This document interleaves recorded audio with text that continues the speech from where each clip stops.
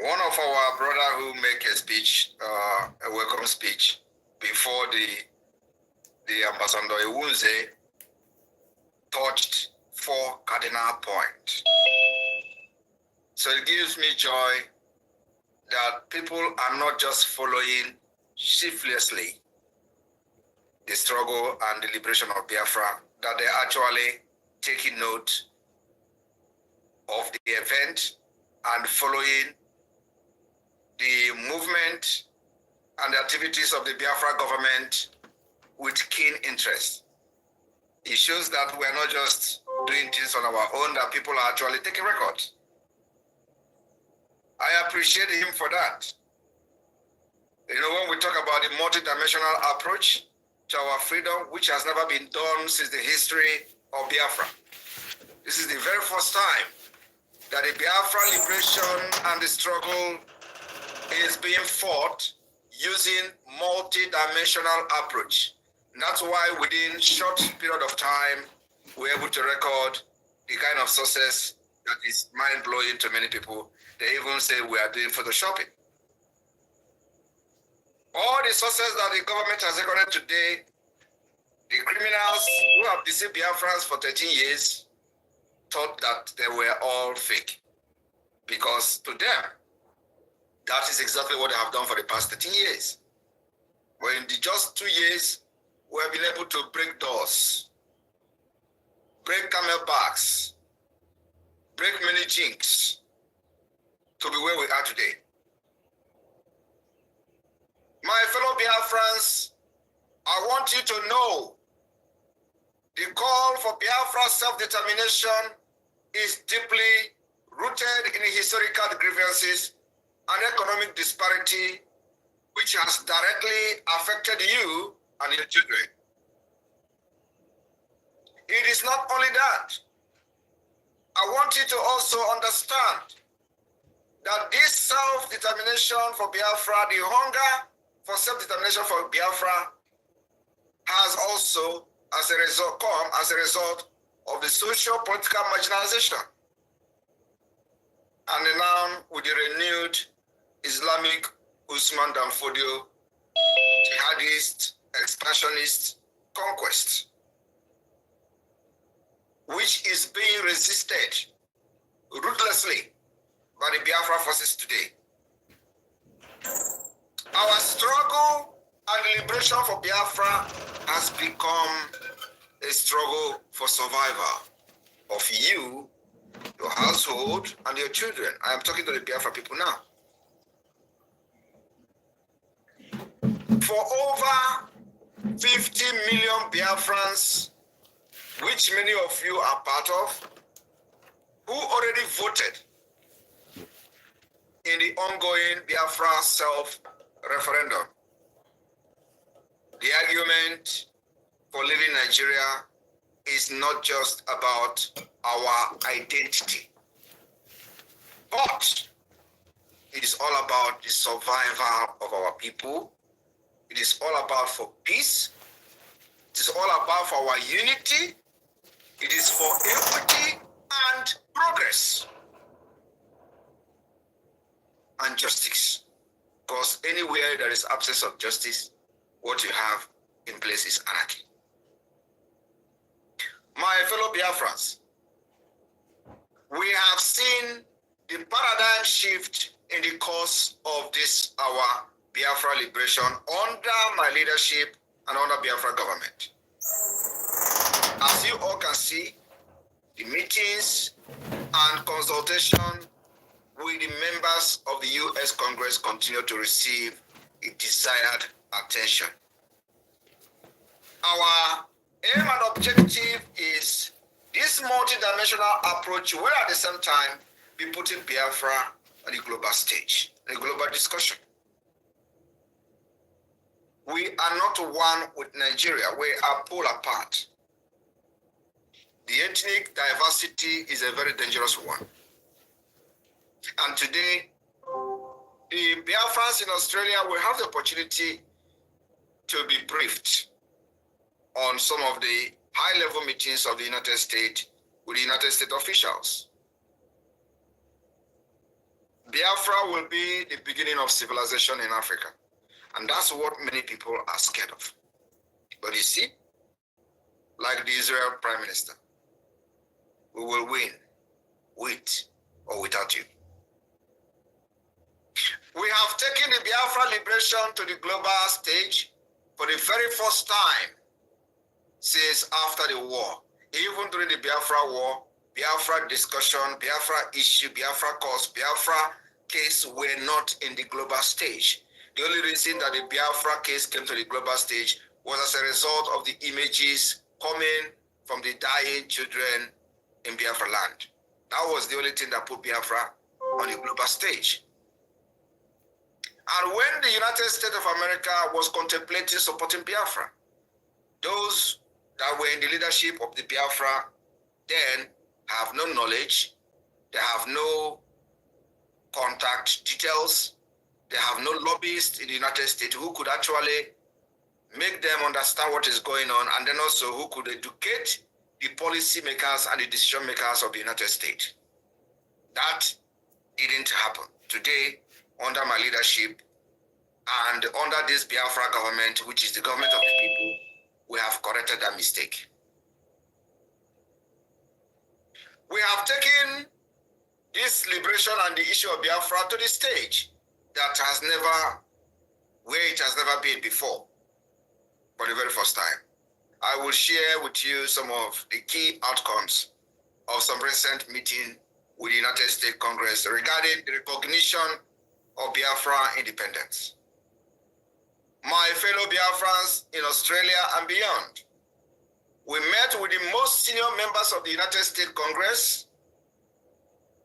We met with the most senior members of the US government, including the Speaker of the House of Representatives, Mike Johnson, the third highest official of the US government, the chairman of the House Foreign Affairs Committee, Michael McCall, and a plethora of members of Congress.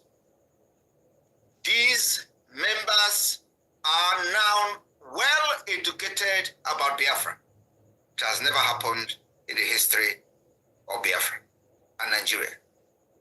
We are closely working after being briefed, after educating these people, decision makers. We are now closely working with them to form a new Biafra policy for the US government, which until now currently has not had one. You may not understand the heaviness of the word I am speaking now, but you're going to know later on. And I believe Nigeria understand what I'm saying.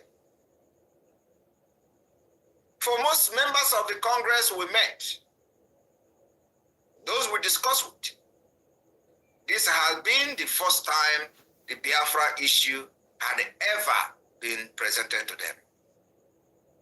As such, much of our discussion is providing an informational briefing on Biafra as well as Malay nature of the Nigerian terrorist government. We also discuss our activities such as the self-referendum, which already recorded over 50 million votes, and the upcoming December 2nd declaration.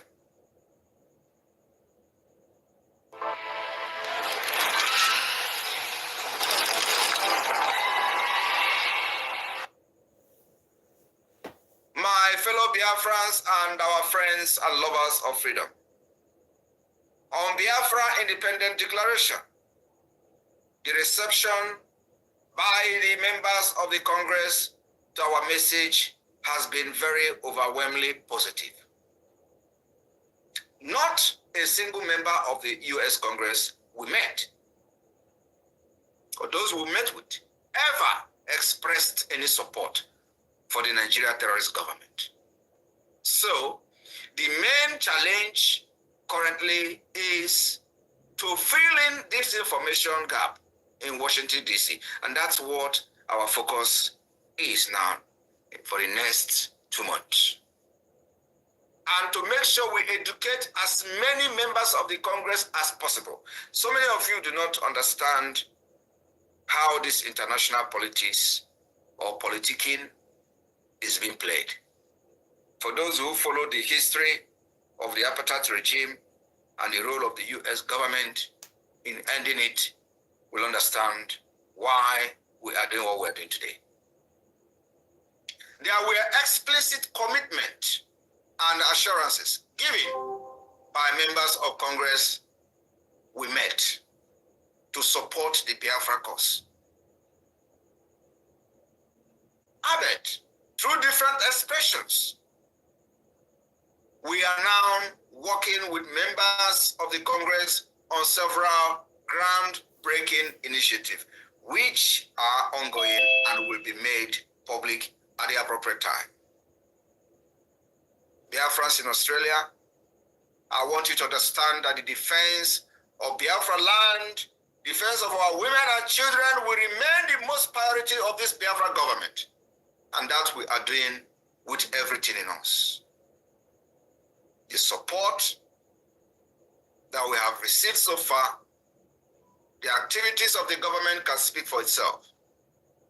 Biafrans in Australia, if you are still standing on the fence, watching how this will end, believe me, the time will come when we will not need your money. I remember that I have always said something similar, including in other measures that the Biafra government has taken in the past.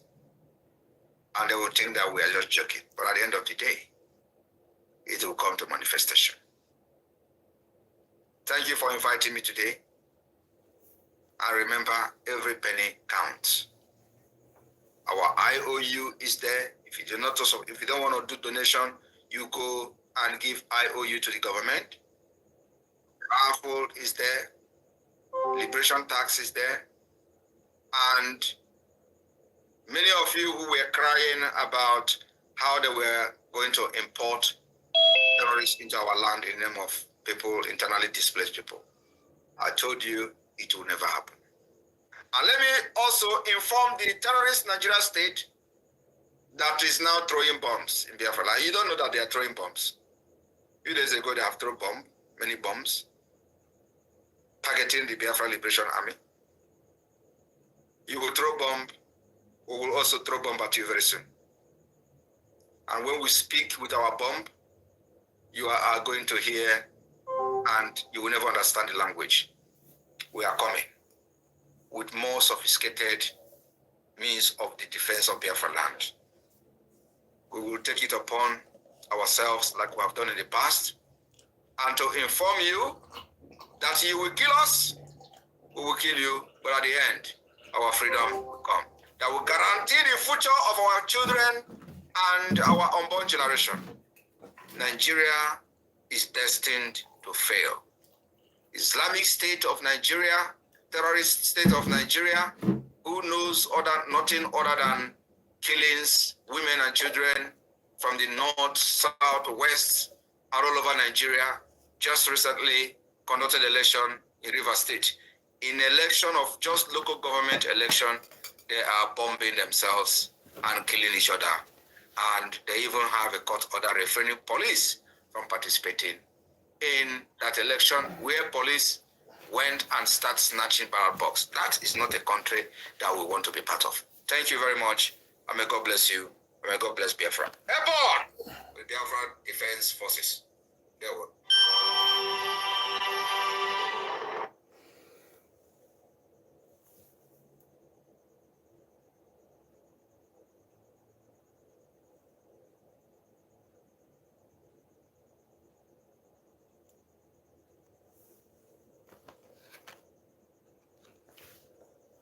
Yes, please like this video, share,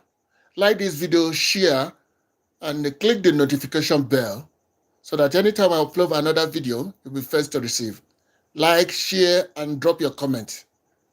Like, shares, and drop your comment. Thank you.